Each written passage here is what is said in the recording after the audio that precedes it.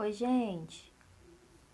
Hoje eu vou falar para vocês um pouquinho sobre o movimento cubista da história da arte. Bom, o cubismo ele foi um movimento vanguardista. O que é isso? Os artistas de vanguarda eles foram aqueles que inovaram, que trouxeram experimentos novos, que pensaram coisas diferentes para dentro do universo artístico. Então, o movimento de vanguarda cubista ele surgiu na Europa do finalzinho do século XIX e início do século XX.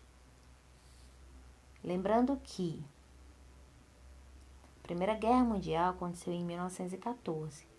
O movimento cubista ele aconteceu entre o período de 1907 até 1914, ou seja, ele ocorreu antes da Primeira Guerra Mundial.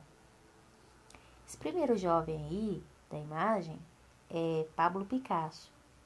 Ele ficou muito conhecido dentro do movimento cubista.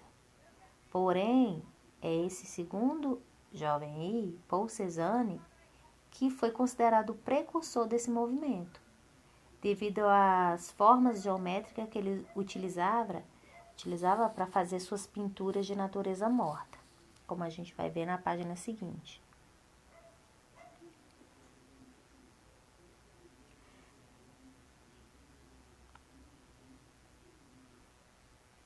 Bom, Paul Cézanne, ele pintava a natureza morta, ele utilizava de elementos como frutas e flores na sua composição. Ele foi muito amigo de alguns artistas impressionistas, como Monet, Renoir e Pissarro.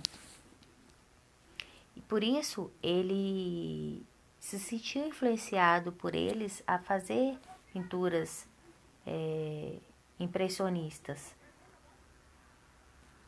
como por exemplo as cenas do Monte de Saint-Victor. Ele fez uma série de pinturas retratando esse monte. Nessa primeira obra a gente vê as características mais impressionistas e nessa segunda pintura a gente já observa que as pinceladas dele já vêm com uma pegada mais geométrica.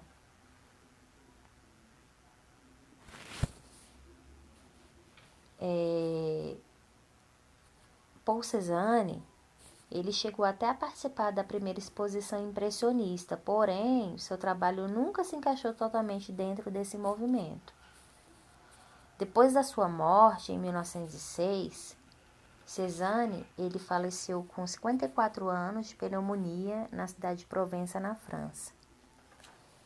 Acabou acontecendo um evento, na cidade, em Paris, e nesse evento foi feita uma retrospectiva de suas obras e os pintores mais novos na época, que eram Pablo Picasso e Georges Braque, eles acabaram se sentindo inspirados com a obra de Cézanne e decidiram que ia seguir essa mesma linha. Picasso ele sabia pegar as referências e ele acabava juntando isso com as suas próprias necessidades e acabou criando coisas bem incríveis. Porém, Picasso, apesar de ser muito talentoso, ele também era muito ambicioso e vaidoso. Ele queria que todas as atenções fossem voltadas para ele. Em 1906, Matisse fez a pintura dessa tela chamada de Alegria de Viver, e que ele retratou muito bem, fez uma composição bem interessante, utilizando cores vivas e trabalhando as formas de um jeito diferente. Porém, o Picasso não se sentiu muito satisfeito com essa situação, não. E aí ele foi quebrar a cabeça para tentar criar uma obra que fosse além dessa modernidade toda de Matisse. Na verdade, esses dois viviam meio que em pé de guerra, Eles tinham uma certa rivalidade. Aí o que aconteceu? Picasso acabou criando essa obra em 1907, que demorou 9 meses para ficar pronta. acabou vindo, né, a se tornar uma das obras responsáveis por revolucionar a história da arte, formando a base para o cubismo e a pintura abstrata depois.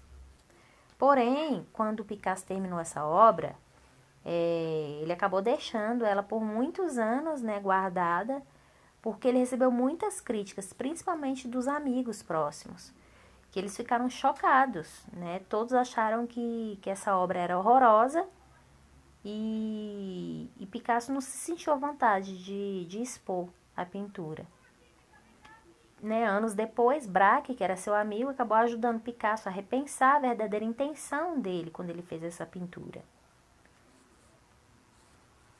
Nessa obra a gente observa que as mulheres representadas na cena, elas não parecem ter sido modeladas com pincel, mas na verdade é como se fosse um machado, né? Porque elas têm essas formas bem geométricas. E não se observa mais a intenção do artista em retratar a questão da profundidade. As figuras elas estão todas chapadas no primeiro plano. Isso acabou deixando a pintura mais próxima, tanto dos olhos quanto das mãos do espectador. E deixou bem claro também que o artista não tinha mais a intenção de retratar a realidade. Bom, Georges Braque, assim como Picasso, foi muito influenciado pelas obras de Cézanne e em 1908 ele acabou pintando essa obra chamada de Casas em L'Estaque. A gente observa que na paisagem ele deixou todas as formas amontoadas, tudo no primeiro plano, e a imagem ela é completamente geometrizada. Ele expôs essa tela ao júri do Salão de Outono, que tinha entre eles os nomes de Henri Matisse. E entre os comentários que foram feitos, né, para ele, foi que essa pintura parecia ter sido feita de cubinhos. E foi assim que surgiu o nome cubismo. No cubismo, o artista ele não vê um objeto com perspectiva, né? Ele olha todos os ângulos ao mesmo tempo e pintam todos esses pontos de vista em uma tela, de uma vez só. Os temas das obras da pintura cubista geralmente são temas simples do dia a dia, com objetos do cotidiano. Porém, apesar de serem temas simples, algumas das formas que foram criadas eram completamente indecifráveis, como essa obra aí de Braque, que ele intitulou de Homem com Violão. Bom, como o cubismo reconhece a natureza bidimensional, a tela passou a ser um objeto em si, não mais uma janela para que a cena fosse vista a partir dela, né? Então, Picasso e Braque começaram a fazer experimentos nas pinturas. E assim o cubismo ele se dividiu em 3 fases. A primeira fase é a fase, na verdade, pré-analítica, ou também chamada de fase cezanniana. Ela foi a fase que durou do período entre 1907 até 1909.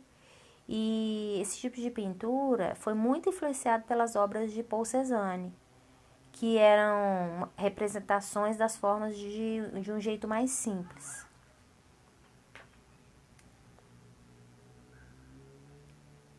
Bom, nessa pintura aí a gente vê que apesar do desenho ele ter formatos mais geometrizados, a gente ainda consegue identificar o que o artista representou. Nesse caso aí foi um autorretrato de Pablo Picasso. Na fase analítica, já é uma pegada completamente diferente. Aqui a figura ela é completamente irreconhecível. Esse período aqui durou entre 1909 e 1912. E o artista ele utilizou muito de cores mais neutras, puxando mais para os tons de preto, cinza e o marrom. A terceira e última fase, chamada de fase sintética, durou entre os anos de 1913 até 1914, e o destaque aqui é para as cores mais escuras e marcantes e o uso de objetos, né, inseridos dentro da pintura, como metais, letras, palavras e até a madeira. Nessa tela aqui, em especial, ele utilizou até a corda para compor a imagem. Bom, é isso. Eu espero que tenham gostado. Semana que vem a gente fala um pouquinho do abstracionismo. Tchau, tchau.